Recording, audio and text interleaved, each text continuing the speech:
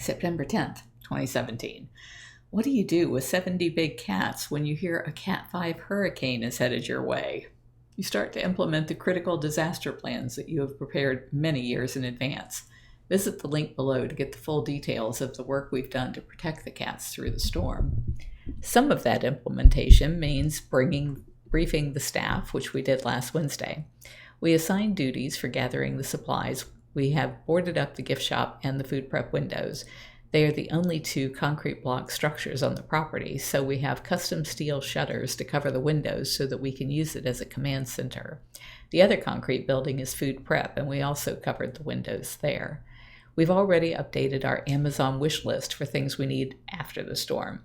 Be sure to sign up for smile.amazon.com first so that you will get the added benefit of your shopping dollars benefiting Big Cat Rescue. We are busy checking and double-checking all of the supplies we have on hand. We have spent the several weeks taking down all of the trees that were killed in the drought and chipping the wood so there aren't logs flying around.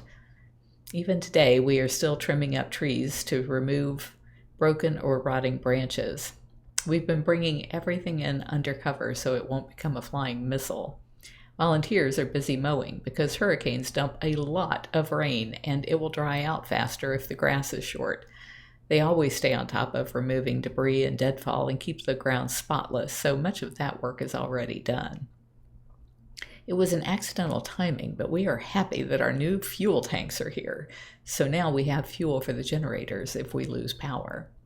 Volunteers move stuff from the existing gift shop to the new gift shop so that about 20 to 30 of us can hunker down in there if needed.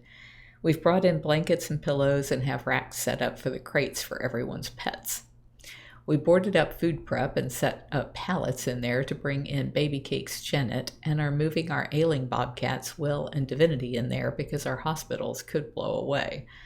The pizza companies around here are loving us because we are feeding all of the volunteers and interns for the past few days and will for as long as they will deliver. The big cats are feeling the cooler, wetter air and getting friskier.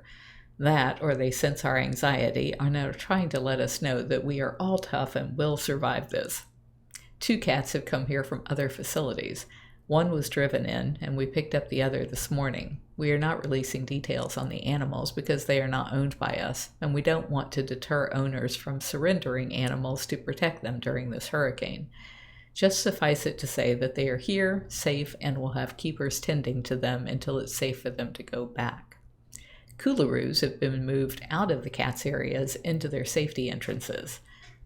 And I don't explain why, but it's because those things can really catch the wind, and we didn't want them flying around in there with the cats. So putting them in the safety entrance, they can't harm the cat. Trenches to move water away from cages have been dug, and we have 2 crews patrolling in trucks to keep an eye on the water as it rises and divert it where possible.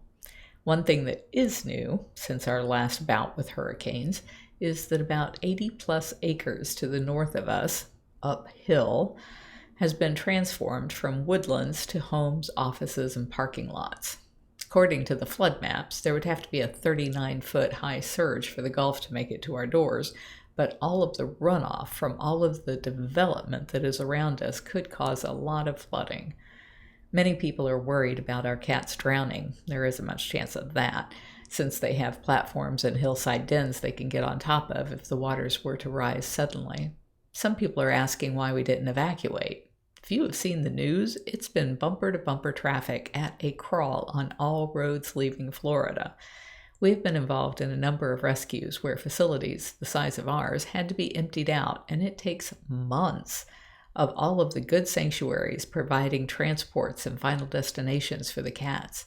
You can only move between 1 and 6 cats at a time because of the size of the cats and the wagons needed to transport them. Locations to move them to are days away, so several days out and back for a handful of cats.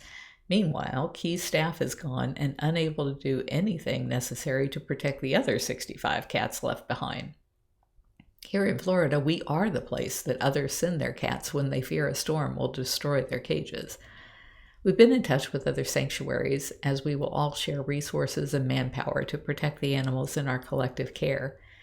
I fear that some of the crappy cages that are holding dozens and dozens of tigers between Hurricane Irma and Big Cat Rescue will start to fail, but it will be too late to move the cats here because the roads are just a parking lot from Miami to Georgia. So, what can you do to help? Donations will be needed and appreciated, but for now, how about everyone visualizing this storm just blowing herself out before any more lives are lost? Any ideas that aren't on our critical disaster plan, and I give the link for it page, put them in the comments below. Oh, and say a prayer for us too. Update September 10th, 9:42 a.m. The cats have been fed, observations have been logged. This AM we turned these private live webcams to public so that you guys can see us working, and I gave some of our private cams. If you haven't joined us on Facebook Messenger, now is the time, and I gave the link for that.